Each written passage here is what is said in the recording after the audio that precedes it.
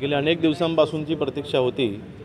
दापोली मतदारसंघामध्ये महाविकास आघाडी असताना आम्हा शिवसैनिकांवरती आमदार म्हणून माझ्यावरती तत्कालीन मुख्यमंत्री उद्धवजी ठाकरे यांनी जो अन्याय केला, महाविकास आघाडीमध्ये असताना निधी कसा दापोली मतदारसंघामधला थांबवला जाईल, अनिल परबांच्या माध्यमातून जे काही राजकारणी ते चालत होतं, त्याच्यामुळे 2.5 वर्ष विकास कामांच्या दृष्टीने दापोली मतदारसंघ हा मागे जात होता। सन्माननीय शिंदेसाहेब मुख्यमंत्री झाल्याच्या नंतर महायुती महाराष्ट्र शासनामध्ये आल्यानंतर पुन्हा एकदा ह्या सगळ्या कामांना जोर मिळाला।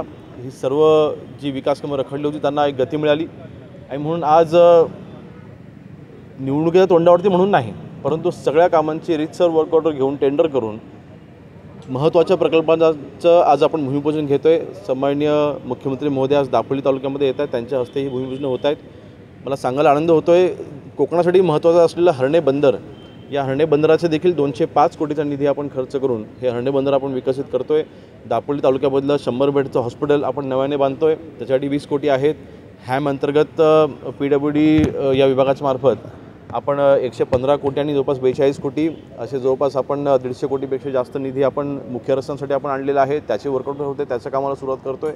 अन्य अशी प्रमुख प्रकल्पांची भूमिपूजन जवळपास 400 कोटी कामांची भूमिपूजन याच दापोली मतदारसंघामध्ये होत आहे। भूमिपूजन झाल्यानंतर मेळावा होणार आहे, खासदार सुनील तटकरे सुद्धा उपस्थित राहणार आहेत, कारण बऱ्याच दिवसानंतर हे चित्र पाहायला मिळणार आहे। नाही, नक्कीच आहे। सन्माननीय तटकरे साहेब हे रायगड लोकसभा मतदारसंघाचे विद्यमान खासदार आहेत आणि अर्थातच मुख्यमंत्री महोदयांच्या हस्ते भूमिपूजन करत असताना आज महायुती देखील आहे आणि महायुतीचा धर्म पाळणारे शेवटी आम्ही सर्व आहोत। फक्त तटकरे साहेब नव्हे तर BJPच्या देखील पदाधिकाऱ्यांना आम्ही निमंत्रण दिलेलं आहे आणि त्यांनी देखील यजमानी व्हावं अशी अपेक्षा आमची आहे। आता बघूया कार्यक्रमामध्ये कोण कोण उपस्थित राहतं आहे हे आता काही वेळानं आपल्याला कळेलच, परंतु नक्कीच भूमिपूजन होत असताना आज विद्यमान खासदारांना राहू शकत नाही, शेवटी शासकीय भूमिपूजन आहेत।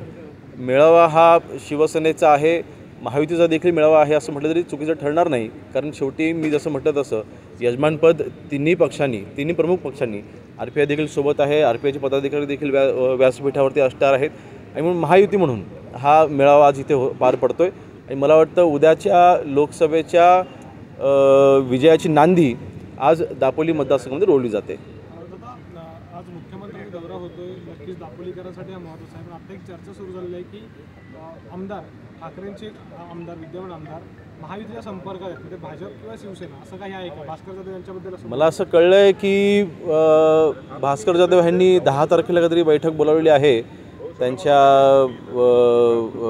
कार्यकर्त्यांची, त्यांच्या सहकाऱ्यांची, परंतु मला शक्यता कमी वाटते। भास्कर जाधव ज्यावेळेला आम्ही गुवाहाटीला होतो त्याच वेळेला भास्कर जाधव बॅग भरून तयार होते। ही गोष्ट सन्माननीय एकनाथ शिंदे साहेब, सन्माननीय उदयजी सामंत साहेब आणि मला माहिती आहे आणि त्यावेळेला शिंदे साहेबांनी मला आणि उदय सामंतांना बाजूला घेऊन विचारलं होतं की भास्कर जाधव देखील यायला तयार आहेत, आपण काय केलं पाहिजे। त्यावेळेला भास्कर जाधवांसारखी व्यक्ती ही आपल्यासोबत नको ही भूमिका आम्ही त्यावेळेला मांडली होती, कारण न्यूसन्स फक्त उभं करायचं आणि स्वतःचं कसं खरं आहे हे रेटून घेण्याचा प्रयत्न करायचे आणि पक्षामध्ये अंतर्गत वाद निर्माण करायचे, ह्या व्यतिरिक्त त्या व्यक्तींना काही करता येत नाही आणि म्हणून त्याच वेळेला त्यांना नकार दिला होता।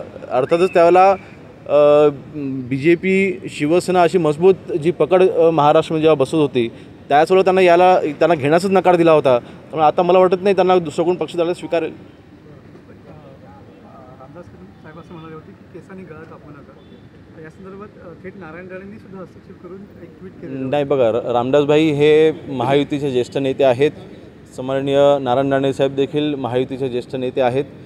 नेते आपल्यामध्ये बघून घेतील ना, आमच्याकडे लहान कार्यकर्त्यांनी ह्याच्यामध्ये कशाला पडायचं।